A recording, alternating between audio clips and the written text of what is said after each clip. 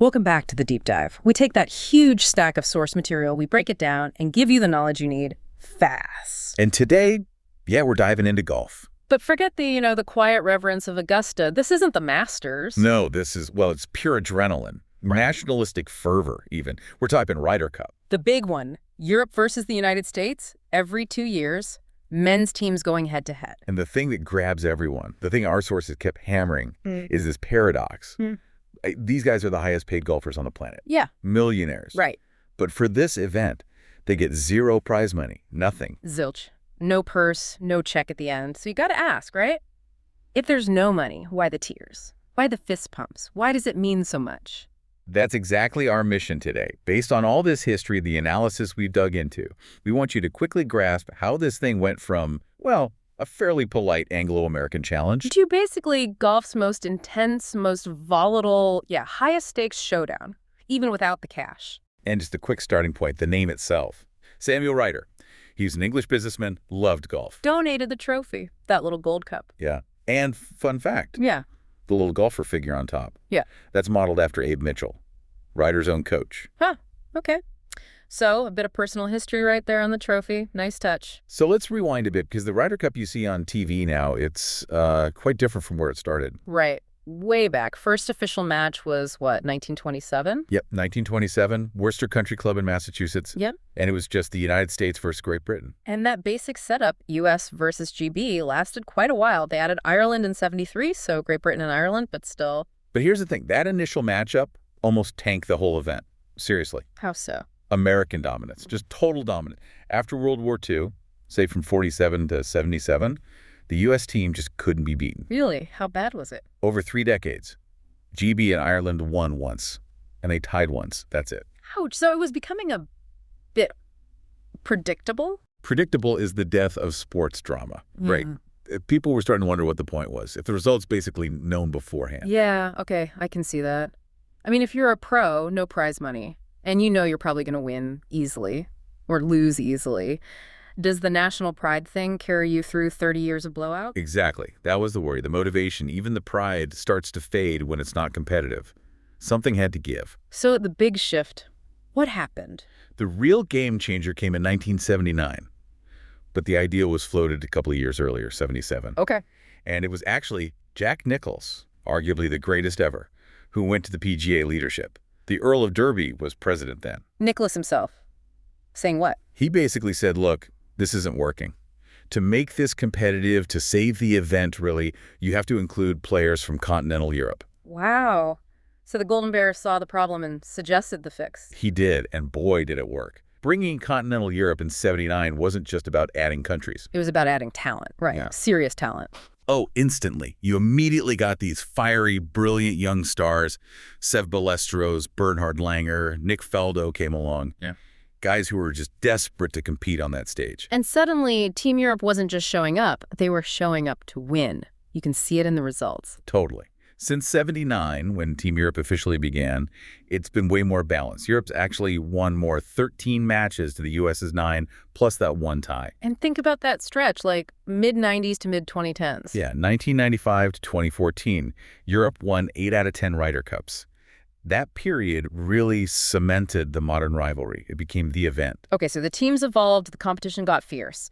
But for you, the learner, we really need to spend a sec on the format, because this isn't your typical golf tournament. Absolutely crucial point. It's not stroke play, where you just count every single shot over 72 holes. This is match play. And that structure, match play, is like, it's engineered for maximum drama. It really is. In match play, you're playing head-to-head against an opponent or an opposing pair on each hole.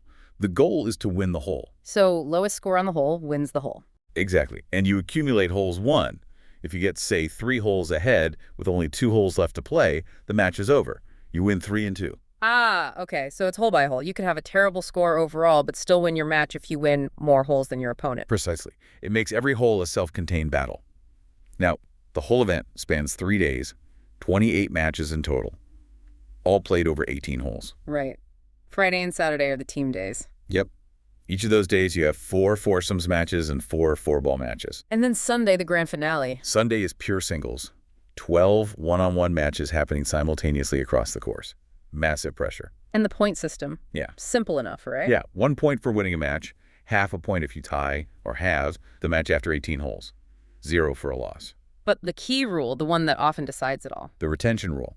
If the final score is 14-14, a dead tie. The team that held the cup coming into the event gets to keep it. They retain it. Meaning the challengers have to get to 14.5 points to actually win the Ryder Cup outright. Yeah. A tie isn't good enough for them. Adds another layer of tension, doesn't it? Okay, let's quickly define those team formats. Foursomes sounds intense. Foursomes, sometimes called alternate shot. It's maybe the purest test of partnership.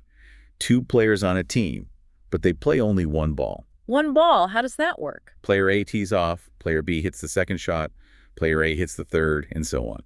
You alternate hitting the same golf ball until it's in the hole. Oh, man. So if I hit a terrible shot, my partner is immediately stuck with the consequences. Exactly. There's nowhere to hide.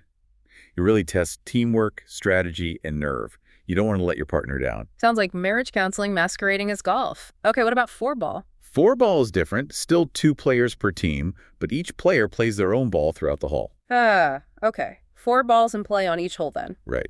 And the team's score for that hole is simply the lower score made by either of the 2 partners. So if I make a birdie and my partner makes a par, our team score is birdie.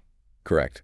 This allows for a more aggressive play. One player can maybe take a risk, go for a pin, knowing their partner might make a safe par. Got it. More attacking potential. And then Sunday, just straight up singles matches. Mono a mono. 12 of them. That's where the captains really earn their keep.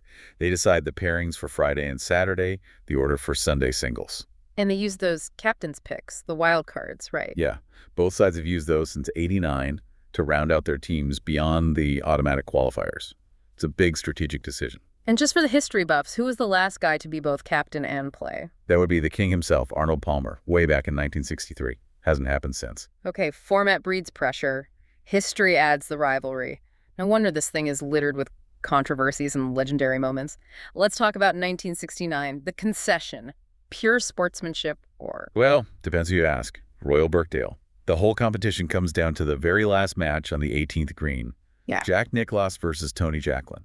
And the overall score is tied, right? 15.5 points each. Dead even. Nicklaus makes his putt. Jacklin has this little 2-footer left. If he makes it, the match is halved, and the overall Ryder Cup ends in a 16-16 tie. Which means the U.S., as defending champs, would retain the cup. Exactly. But before Jacklin can even putt, Nicklaus walks over, picks up Jacklin's ball marker, and concedes the putt. Just gives it to him, knowing it means a tie overall. Yep, an incredible gesture of sportsmanship. Nicklaus famously said something like, "Tony, I don't think you would have missed that putt, but I wasn't going to give you the chance in these circumstances." Classy. But not everyone on the U.S. team was thrilled. Oh, definitely not. The U.S. captain, Sam Snead, was apparently furious. Yeah, there's that great quote from Snead. All the boys thought it was ridiculous to give him that putt. We went over there to win, not to be good old boys. And that quote just perfectly captures the tension, doesn't it? Sportsmanship versus the raw desire to win for your team, your country. That tension just exploded by 1991, didn't it? Kiowa Island. The war on the shore. Whoa, boy. Yeah, that's when things got heated. Really hostile, actually. It felt like the rivalry tipped over into something else. Fueled by nationalism, the sources say, like deliberately stoked. Seems like it. There were controversial hype videos beforehand, lots of patriotic stuff. Corey Pavin wore that Desert Storm camo cap. The atmosphere was intense. And wasn't there a big dust-up involving Sev Ballesteros and Paul Azinger? Oh, yeah. Classic Ryder Cup gamesmanship. Sev accused Azinger and his partner of breaking the one-ball rule, basically switching ball types illegally between holes. And Azinger's response? Azinger denied trying to cheat. And Sev, sharp as ever, supposedly shot back, "Oh, breaking the rules and cheating are 2 different things." Oof. Yeah. Just turning the screws. Brutal. And it all came down to the final match again, didn't it? It did. Hale Irwin for the U.S. versus Bernhard Langer for Europe. The U.S. needed at least a half point from this match to win the cup back. Langer has a putt on the 18th. A 6-foot par putt. Make it. He halves the match. Europe retains the cup. Miss it, the U.S. wins. He missed it. Just slid by. Handed the U.S. the 14.5 to 13.5 victory. The sources talk about players from both teams just weeping afterwards. The pressure was unbelievable. Okay, if 91 was intense, 1999 at Brookline sounds like pure chaos. The Battle of Brookline. Yeah, that one went off the rails. It started with an incredible American comeback. They were down 10-6 going into Sunday's singles. Seemed impossible. But they rallied hard. Massively. It came down to Justin Leonard on the 17th green. He drains this monster putt like 45 feet for birdie. Huge moment. Which basically secured the win for the U.S., but the celebration. That's the controversy. The second Leonard's putt dropped, it was bedlam. U.S. players, caddies, wives, even some fans stormed onto the green celebrating wildly. While Leonard's opponent, Jose Maria Olazabal, still had his putt left to try and have the hole. Exactly. He hadn't even putted yet. It was a total breakdown of etiquette, maybe even rules. Yeah. Just overshadowed the comeback. The Europeans were furious, right? Calling the crowd a bear pit. They were livid. But there was one moment of grace, kind of an apology. Payne Stewart, in his match against Colin Montgomery. Monty had been getting heckled badly all day. Terribly. So Stewart, knowing the overall result was decided, conceded the final hole and the match to Montgomery. A gesture of respect amidst the chaos. A small bit of sportsmanship in a rough day. Okay, fast forward to 2012. Europe gets its revenge with the miracle at Medina. Oh, what a turnaround. This time Europe was down 10-6 going into Sunday. Outside Chicago, looked like a sure U.S. win on home soil. But Sunday was just a wave of European blue on the leaderboard. Incredible performance. They needed 8.5 points out of 12 in the singles to win.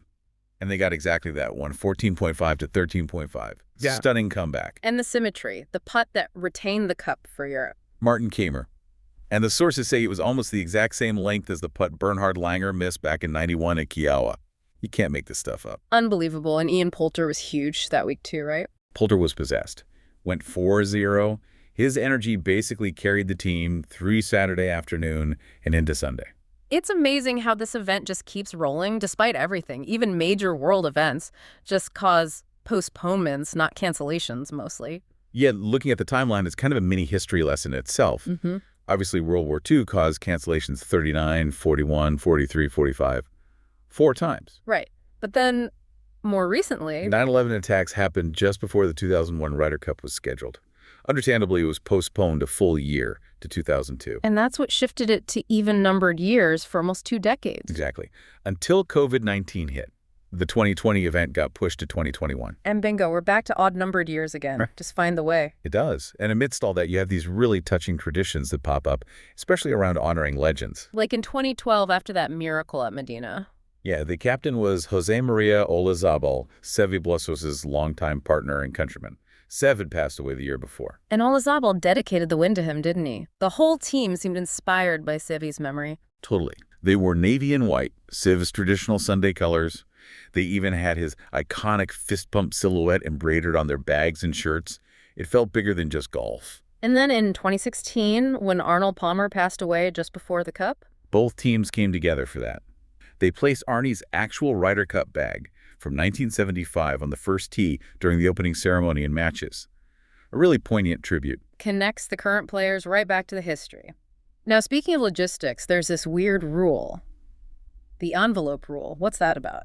Yeah, it's a bit strange. It's for if a player gets injured or sick and genuinely cannot play in the Sunday singles matches. Okay. Before Sunday's play starts, each captain secretly writes down the name of one player from their own team and puts it in a sealed envelope. Why? If a player on the opposing team gets injured and has to withdraw, the captain of the injured player's team opens the envelope submitted by the other captain. The player named in that envelope is then forced to sit out too. Seriously, so they basically sacrifice one of their own players to match the injured opponent. Yep. And that specific singles match is then recorded as a half point for each side, a halved match. Wow. That seems archaic, but necessary, I guess. We saw it used recently, right? Yeah. Sources cited the hypothetical for 2025 if Victor Hovland for Europe got injured, the U.S. captain Keegan Bradley's pre-selected envelope pick, Harris English, would sit out and their match would be a half. You hope you never need it. Definitely. Okay, let's wrap with some records. Who stands out in Ryder Cup history? Well, for total points won, it's Sergio Garcia. He's got 28.5 points over his career. Just a machine in this format. Most appearances. Gotta be a long-timer. Phil Mickelson played in 12 Ryder Cups from 1995 all the way to 2018. Incredible longevity. And the best partnership ever. That legendary Spanish Armada. Has to be. Seve Ballesteros and Jose Maria Olazabal. They played together 15 times and won 12 points as a pair. Just an unbelievable connection on the course. Yeah. Hashtag outro. So wrapping this up for you, we've seen this thing morph from, well, a slightly lopsided contest into this absolute global pressure cooker. driven by that weird paradox of no prize money. But maybe because of that, the stakes feel even higher. Emotion, national pride. Yeah, and that unique match play format just cranks up the tension. Plus, the occasional controversy definitely keeps people talking, sometimes crossing the line, as we saw. And it's become the blueprint, hasn't it? You've got the President's Cup now, U.S. versus an international team, non-Europeans in the off years. And the Solheim Cup for the women, same format, U.S. versus Europe. Just as intense, maybe more so sometimes. Definitely. But here's a final thought to leave you with, something our sources really highlighted when you connect the dots. Okay. Think about the timing of when this event really exploded in popularity and, let's be honest, hostility. It lines up almost perfectly with television coverage ramping up. Ah, interesting. So before TV, maybe the controversies were less public. Well, think about it. Back in '83, ABC showed the last 4 holes live in the U.S.? Okay. That was the first time. Pretty limited exposure. By 1991, the War on the Shore, that was the first year all 5 sessions were broadcast live, start to finish. Suddenly, every argument, every reaction, every tear was beamed around the world. So the question is, did TV just show the drama that was always there? Or did the cameras, the global audience, actually amplify it? Did knowing the world was watching make the players, the fans, act differently? Exactly. Would the concession in '69 have happened the same way? Would Brookline in '99 have gotten so out of hand without that massive audience and media spotlight? How much did TV shape the very history we've been talking about? Something to definitely mull over. Did the spectacle create the intensity, or did the intensity create the spectacle for TV? Chicken and egg. Yeah. It's fascinating to consider how visibility changed everything. It really is. That's our deep dive for today on the Ryder Cup. Thanks for joining us. See you next time.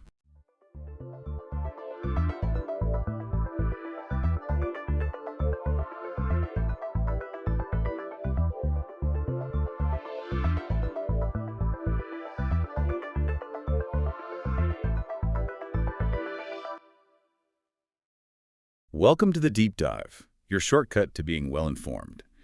Today we're focusing on something truly transformative: high-speed rail, HSR. It's, arguably the fastest and most efficient ground transport we have. Yeah, and we've gathered some really fascinating sources today. We're going deep into its definition, its surprisingly long history, how it's spreading globally, and, importantly, how it competes with planes and cars. Absolutely. So our mission for you is pretty straightforward. We want to unpack what HSR really is. It's more than just a fast train. We'll trace its path from, believe it or not, 19th century ideas right up to today's bullet trains. And figure out why it's become such a dominant force in that sort of medium-distance travel market across the world. Okay, let's dive right in, because high-speed rail sounds simple, but the moment you look into it, you find there isn't one single global definition. That really threw me, actually. It is interesting, isn't it? What jumps out is that the experts, the engineers, they don't just define it by a top speed number. They talk about an integrated system. An integrated system. Right. Yeah, it's the whole package, the specialized trains, the way they operate, and this is key, the dedicated tracks built just for them. Right, the infrastructure. So it's not just a fast train on any old track. But we do need some numbers, surely.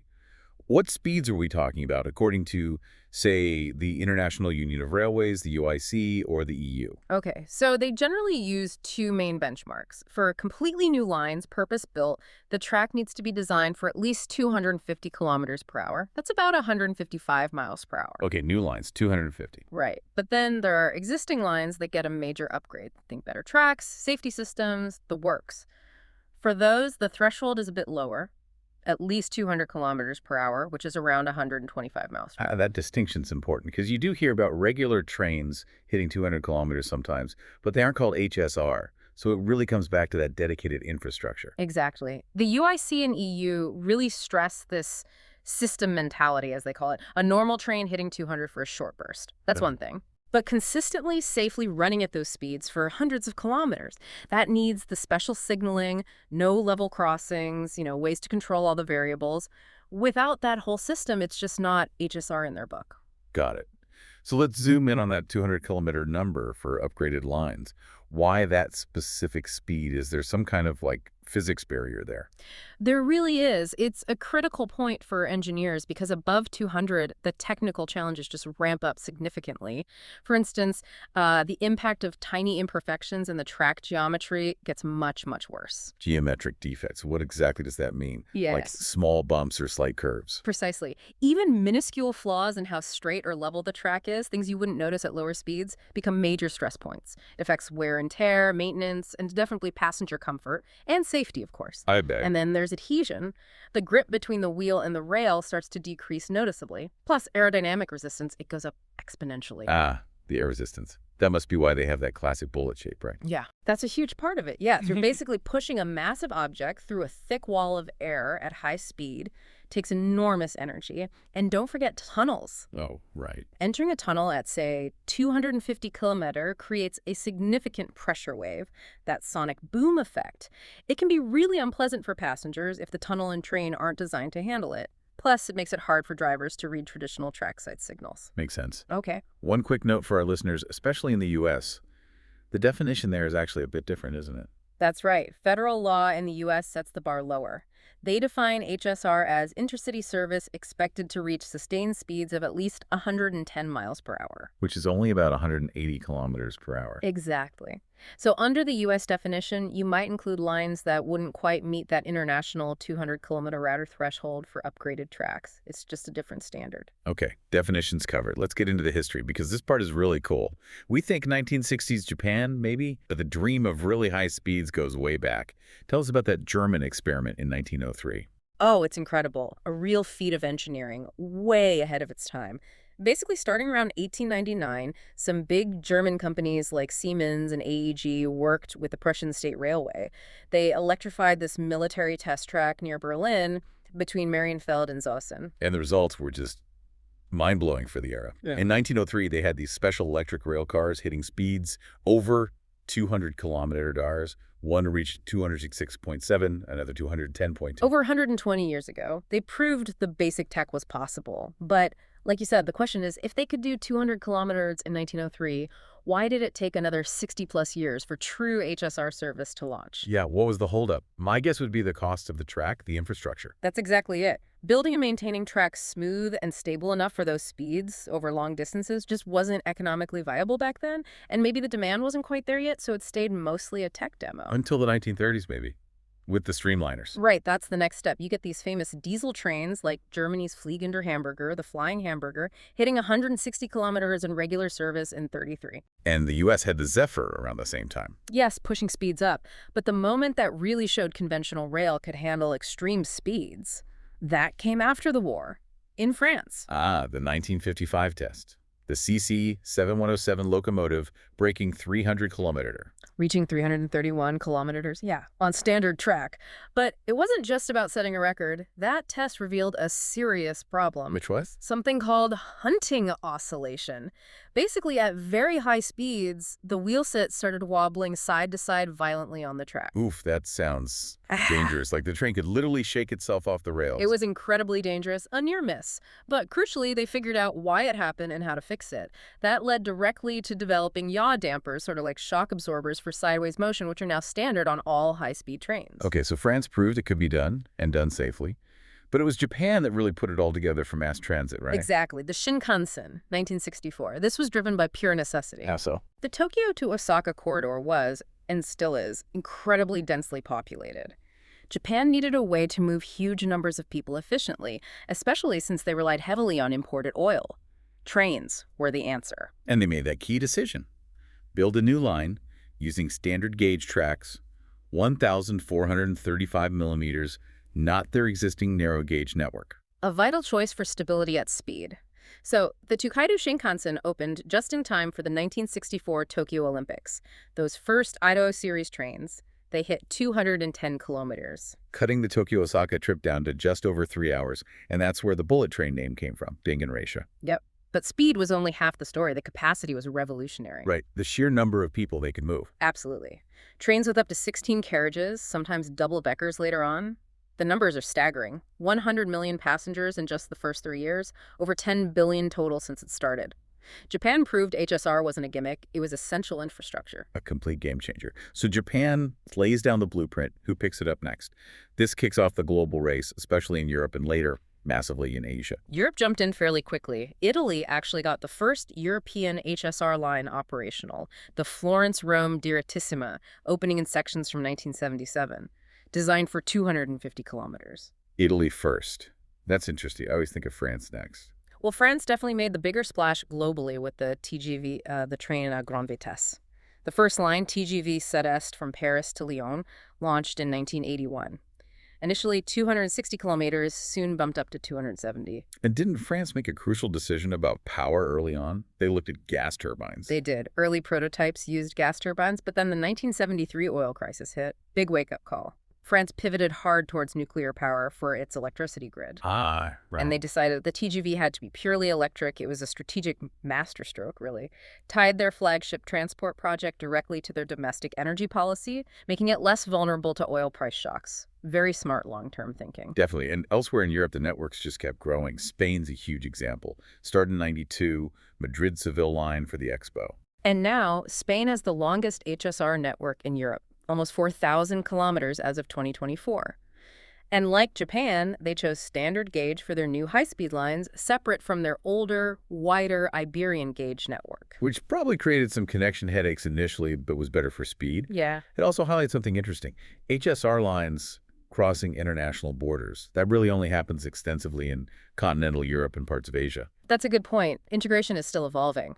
But if we're talking sheer scale today, one country just dominates the map. China. Oh, absolutely. The expansion there has been incredible, driven partly by that big economic stimulus after 2008. Right. Massively. China built out its HSR network at a pace nobody thought possible. As of last year, 2023, China has something like over 2/3 of the entire world's high-speed rail track, over 40,000 kilometers. Just staggering numbers. And they're pushing the speed limits in regular service, too. Well, the absolute fastest public service is actually the Shanghai maglev, using magnetic levitation, not wheels on rails. Right. The maglev, that's kind of its own category. Yeah. It is. Hits 431 kilometers, that's 268 mile/h, on its short 30-kilometer airport run. But for conventional HSR, the fastest trains currently running day-to-day are in China, the CR400 Fuxing trains, and now also in Indonesia, using similar tech. They operate at 350 kilometers. 350, wow. And just for context, the absolute one-off speed records are even higher. Oh, yeah. For testing, they push the limits. Japan's L0 series maglev test train hit an insane 603 kilometers back in 2015. 603, good grief. And for conventional wheel-on-rail, the French hold the record. A specially prepared TGV hit 574.8 kilometers in 2007. So the technology can clearly handle immense speeds, even if daily operations are sensibly capped lower for efficiency and wear. Okay, so the tech is there, the networks are expanding. Let's talk about where HSR really wins the fight against planes and cars. It's not for every journey, right? No, definitely not transatlantic. HSR finds its sweet spot on journeys that take, let's say, between 1 hour and about 4.5 hours. That usually translates to distances of maybe 150 up to 900 kilometers. And in that range, it often beats flying door to door. Consistently. Because train stations are usually right in the city center. You skip the long trek out to the airport, you avoid the lengthy check-in and security queues. All that waiting time adds up. Right. The plane might be faster, cruising at altitude, but the total trip time from your origin city center to your destination city center, rail often wins. Exactly. And the impact on travel choices is huge. Look at Paris to Lyon after the TGV launched. Rail's market share jumped from about 40% to over 70%. Madrid to Seville, rail took nearly 90% of the traffic by 2009. Wow. But there's a limit, isn't there? Particularly in places like Japan, they talk about the 4-hour wall. Yes, that's a really important concept. The data from Japan is clear. If the HSR journey time goes much beyond 4 hours, people start choosing planes again, overwhelmingly. Can you give an example? Sure. Tokyo to Osaka is about 2 hours, 20 minutes by Shinkansen. Rail gets about 85% of the travelers on that route. But Tokyo to Fukuoka, that's closer to 5 hours by train. Rail's market share plummets to just 10%. So that 4-hour window is absolutely critical for HSR's competitiveness against air travel. It really dictates where the investment makes the most sense. You need to keep those key city pairs within that time frame if possible. Makes sense. And beyond just speed and time, there are other big advantages, like efficiency and environment. Huge advantages. Per passenger, HSR uses significantly less energy than cars or planes. And because it's electric, the power source can be anything: hydro, nuclear, wind, solar. It moves the pollution away from city centers, and you can decarbonize the power source over time. So it's potentially a much greener option long term. Definitely. Plus, the sheer capacity. A typical double-track HSR line can move far more people per hour than a multi-lane highway, using much less land. How much more? Well, one figure suggests about 13% more capacity than a six-lane highway, while using only about 40% of the land. And think about the Tokaido Shinkansen, again capable of moving something like 20,000 people per hour in each direction. Cars just can't match that throughput. Incredible numbers. Okay, finally, we have to touch on safety, because the record, especially Japan's, is just phenomenal. Yeah, it truly is. The Shinkansen's record is legendary. 0 passenger deaths caused by train accidents, derailments, collisions since it started in 1964. 6 decades. That's an unparalleled safety culture and system design. It really sets the benchmark. But for balance, we should mention that major accidents, while rare, have happened on high-speed systems elsewhere. We should, yes, to be objective. The 1998 Eschede crash in Germany was tragic, caused by a wheel failure on an ICE train. The 2013 Santiago de Compostela accident in Spain involved a driver taking a curve onto a conventional track section way too fast. Right. And the 2011 Wenzhou collision in China involved signaling failures on a high-speed line, though speed itself wasn't the primary cause of the initial crash. But what these awful events often highlight is just how critical that integrated system approach is. The dedicated tracks, the advanced signaling, the automatic train protection, they're all designed to mitigate human error or mechanical failure. The safety record is tied directly to that system integrity. So wrapping this up for you, our listener, HSR isn't just about speed. It's a complex, highly engineered system defined by its dedicated infrastructure. And it absolutely dominates that crucial 1 to 4 hour travel market. And we've seen that building this infrastructure is a massive undertaking. Very expensive. New tunnels, bridges, specialized tracks, usually justified by linking major population centers, major economic engines. But the effects ripple out much further than just faster trips between big cities. So here's a final thought for you to chew on, something about how HSR might be subtly reshaping where and how we live. Okay, think about a town in Germany called Montabaur. It's not huge, but it happens to have a station right on the main high-speed line between Frankfurt and Cologne. 2 major economic hubs. Exactly. Because the HSR connection is so fast and reliable, people can live in Montabaur, where housing is cheaper than in Frankfurt or Cologne, and commute easily into those big cities for work. Okay, that makes intuitive sense. But is there data? There is. And it's fascinating. Montabaur apparently has the highest per capita rate of Bahncard 100 holders in the whole country. The Bahncard 100. That's the pass that gives you unlimited travel on almost any train in Germany for a year, right? Including the high-speed ICE trains. That's the one. So people in Montabaur are using HSR so much, so routinely for commuting, that buying this expensive, unlimited annual pass makes financial sense for them, more so than anywhere else in Germany on a per-person basis. Wow. So HSR isn't just connecting cities, it's effectively making places like Montabaur viable, affordable commuter hubs for major employment centers hundreds of kilometers away. It fundamentally changes the calculation of where you can live and work. It expands the labor market, potentially revitalizes smaller towns. So the question is, how much does HSR change not just travel speed, but the actual geography of our lives and economies? Something definitely worth thinking about next time a new HSR line is proposed. Yep. And that is all the time we have for this deep dive. Thanks for joining us. We'll see you next time.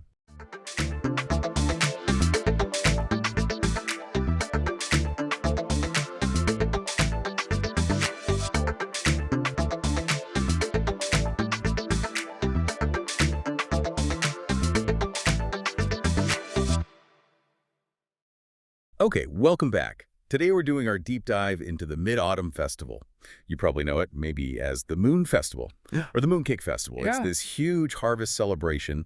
And honestly, for many across Asia, it's right up there with Chinese New Year in terms of importance. Right. So let's unpack this. Yeah. Our mission today, to look way beyond, just the pastry. We want to understand the whole picture of this ancient tradition, its history, which actually includes some surprising political stuff, these conflicting myths, and just how far it reaches globally. So how far back are we talking, like historically? Oh, we're talking deep history, really deep, over 3,000 years, probably back to the Shang Dynasty. And the timing is Absolutely key. It's always the 15th day of the 8th month in the Chinese lunisolar calendar. That's deliberately timed for when the moon is supposed to be, well, the absolute fullest and brightest, and it lines up perfectly with the autumn harvest. Makes sense. The biggest moon for the biggest harvest. Yep. Exactly. And its staying power, I think, comes down to these three core ideas. They connect and they just resonate with people, wherever they are. First is gathering, this idea that family, friends, they have to come together. The roundness of the moon, that bright circle, it's the perfect symbol for completeness, reunion. Yeah, that image of the full moon is powerful. It really hits home that idea of family unity. But it often feels like these big celebrations also have this element of like duty or thanks mixed in. You're right. That leads straight to the second point, giving thanks. So yeah, gratitude for the harvest, definitely. But it's also for like harmonious unions, good relationships, peace in the community. And this is often symbolized through sharing those famous mooncakes, very specifically shared. Ah, okay. So sharing the cake is part of that thanks. And the third one is praying. Now, this isn't always formal religion. It's more about asking for things, satisfaction, either conceptual or material. So things like praying for a good future, or maybe actual things like wealth, long life, maybe even finding a spouse. Exactly that. It's a really personal, kind of spiritual asking, and often people are praying directly to the moon. Okay, so let's pivot from the harvest, and thanks to maybe the more mystical side.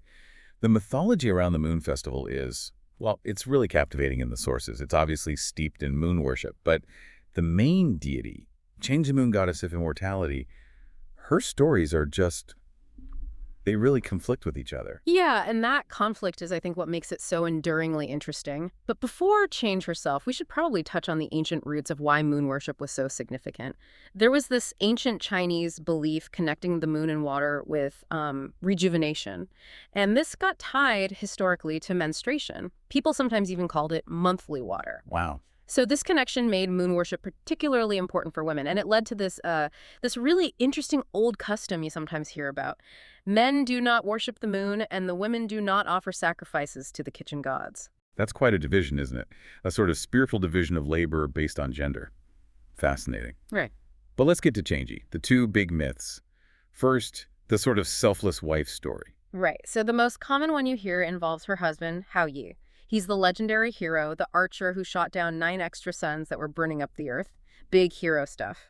As a reward, he gets the elixir of immortality. But, and this is key, he doesn't want to take it. He can't stand the thought of becoming immortal while his wife, Chang'e, stays mortal. He wants to stay with her. Okay, that's surprisingly romantic for an ancient myth. Yeah. A hero choosing love over immortality. It is, isn't it? But the story goes, while Hao Yi is away, his apprentice, a guy named Pang Meng, gets greedy and tries to steal the elixir. So Chang'e, to stop Pang Meng from getting it, quickly swallows it herself. And because she's now immortal, she starts floating up towards the heavens. She chooses to fly to the moon specifically because it's the closest place to Earth, so she can still be near her husband. And Hou Yi, heartbroken, sets out offerings to her on the moon. Okay, so that's version 1. Devoted wife, tragic separation, lunar connection. Exactly. Now, hold that thought and let's look at the other main version, because in this one, Hou Yi, well, he doesn't come off quite so well. Here, after he shoots down the suns, he's made king as a reward. But power corrupts him and he becomes this absolute tyrant. Really cruel. Oh, wow. So a complete reversal from world-saving hero to oppressive ruler. That's dramatic. It is. And in this story, Chain steals the elixir, but not out of desperation. She steals it deliberately to stop her tyrannical husband from becoming immortal and, hurting people forever. She drinks it, flees on the 15th day of the 8th month, the festival day. He tries to shoot her down as she flies to the moon, but he misses, and later he apparently just dies from rage. So in this version, she's a protector, a rebel almost. Yeah. Saving the people from an immortal despot. Precisely. So the people commemorate her action, her sacrifice for them, not just her tragic love story. So this raises a really interesting point, doesn't it? Why keep both stories? One where the husband is a noble, the other where he's a villain. It feels like the festival itself holds this tension. It's about reunion, sure, but maybe also about necessary sacrifice, or even breaking free from, well, unjust power. That's a great way to put it. That internal tension is there. And maybe that tension, that idea of hidden action or rebellion, connects us right to the most famous symbol, the mooncake. It's kind of amazing that this food, meant to symbolize wholeness and family, actually got used in, political plots. It really is. I mean, the basic ritual of sharing the mooncake totally emphasizes that unity idea. Traditionally, it's the oldest person in the family who cuts it. They carefully divide it so everyone present gets a piece. It really reinforces that idea of the family circle being complete. Though, let's be honest, today, most people get them in fancy gift boxes. Home baking isn't as common. Right, the gift boxes are everywhere. But these cakes, historically, they weren't always just, palm-sized treats. There are records of imperial chefs making absolutely enormous ones, like up to 8 meters across. 8 meters? That's not a cake, that's a pastry landscape. Pretty much. And there's another cool tradition. Sometimes people pile up 13 mooncakes. It's meant to look like a pagoda. And the number 13, that represents the 13 months in a full lunisolar calendar year, so it connects back to the timing, the calendar itself. Huh, never knew that. They even have the specific origin story, maybe legendary, maybe not, where Emperor Taizong of the Tang dynasty first called them hu cakes. Apparently, a businessman from Turpin gave them to him to celebrate a military victory. Okay, huge cakes, pagoda stacks. But the story that really jumps out, the one that feels linked to that rebellious change idea, is the legend about the Han Chinese using mooncakes to organize a rebellion. Against the Mongols. Right. Yes, this is a really famous and crucial piece of folklore. It's set near the end of the Yuan dynasty, so late 13th, early 14th century. The ruling Mongols had supposedly placed really harsh restrictions on the Han Chinese. Like, the legend says only one knife was allowed for every 10 households. And even that knife was supposedly watched over by a Mongol guard. So organizing any kind of resistance was incredibly difficult. So how do you coordinate an uprising under that kind of surveillance? Exactly. The story goes they came up with this ingenious plan. They baked messages into the mooncakes. The messages detailed the plan, rise up together on the night of the Mid-Autumn Festival. Since everyone exchanged mooncakes for the holiday anyway, it was the perfect way to spread the word secretly. Wow. Hiding the call to revolt inside the symbol of family unity. That's clever. Yeah. And incredibly bold. It really is. It bypassed all the Mongol surveillance and, according to the legend, allowed them to coordinate the rebellion that eventually helped overthrow the dynasty. It's just a remarkable story about food becoming a political weapon. Okay, so we've got mythology, history, rebellion, all packed into a pastry. Let's shift to maybe the more visual side of the celebration, the lanterns. They are absolutely everywhere in photos. Symbols of prosperity, lighting the way forward. Yeah, they're spectacular. Pinning down their exact original meaning before the Tang dynasty is actually a bit tricky for historians, but we know they were definitely seen as symbols of fertility way back, and sometimes they were just used as decorations or even toys for kids. So less symbolic, more functional or fun initially. Possibly, but today, yeah, they're completely intertwined with the festival itself. They are the symbol. And you also get that lovely tradition of lantern riddles, doing me. People write riddles on the lanterns, hang them up, and everyone tries to guess the answers. It's quite a brainy activity. Adds an intellectual layer to the party. Now, the sources also talk a lot about the social side, especially for young people finding partners. It sounds like the Mid-Autumn Moon was a pretty big deal for courtship. Oh, absolutely. The full moon was seen as a really auspicious time for marriages. And young women would specifically pray to Chain, the goddess on the moon, asking for help with their romantic futures. Praying to the moon goddess for love. Okay.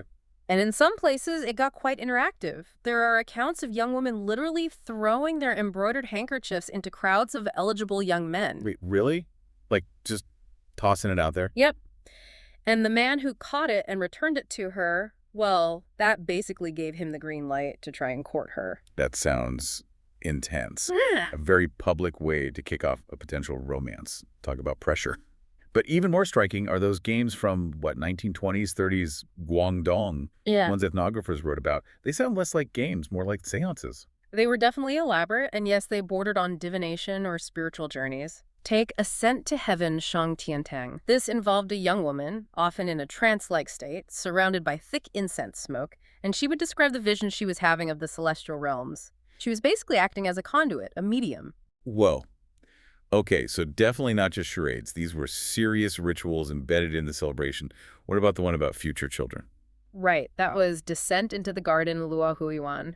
This was usually played by younger girls. They'd visualize visiting these heavenly gardens, and the type of flower tree they saw in their vision, or the number of flowers on it, was supposed to indicate the number and even the sex of the children they would have one day.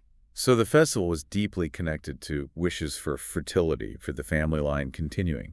That makes sense. It shows how central those themes were, and even the games for the little kids often tied back to the folklore, like encircling the toad, guanxiamo. Kids would basically chant and dance in a circle around one child playing the Toad King. The Toad King would just hop around, sort of like the toad believed to live on the moon with Changey. Right. Or sometimes the Jade Rabbit up there, too. The Jade Rabbit, right. And the kids would keep chanting until they sprinkled water on the Toad King's head, and then he'd stop hopping. It connects directly back to those lunar myths. It's amazing how layered it all is. And we should probably mention, it wasn't just mooncakes people ate, right?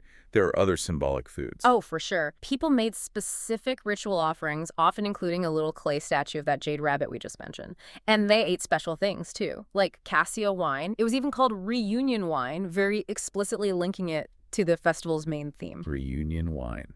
Nice. People also ate 9 jointed lotus roots, the segments symbolizing peace and connection. And watermelons were often cut into fancy shapes, like lotus petals, again hitting that reunion theme. Okay, so this incredibly rich 3,000-year-old tradition, how does it look when we zoom out globally? Because it's clear this whole idea, harvest, moon viewing it, pops up elsewhere in Asia around the same time. That shared timing around the autumn full moon is really fascinating. You see these powerful cognates or maybe sister festivals happening right around the same date. In Korea, for instance, you have Chuseok that translates to Autumn Eve. It's a massive harvest festival, maybe their biggest holiday, and there's a huge emphasis on honoring ancestors. Kind of like a Korean Thanksgiving in a way. Ancestor veneration, harvest, themes keep repeating. Exactly. Then in Japan, they celebrate tsukimi, which literally means moon viewing. It's often quieter, more contemplative. People have picnics, eat special rice dumplings called tsukimi dango, maybe drink some sake, all while just appreciating the full moon. And India has related traditions too, right? Tied to the moon and harvest cycles. Definitely. India has Sharad Purnima, which is the full moon day that marks the end of the monsoon season, a critical time agriculturally.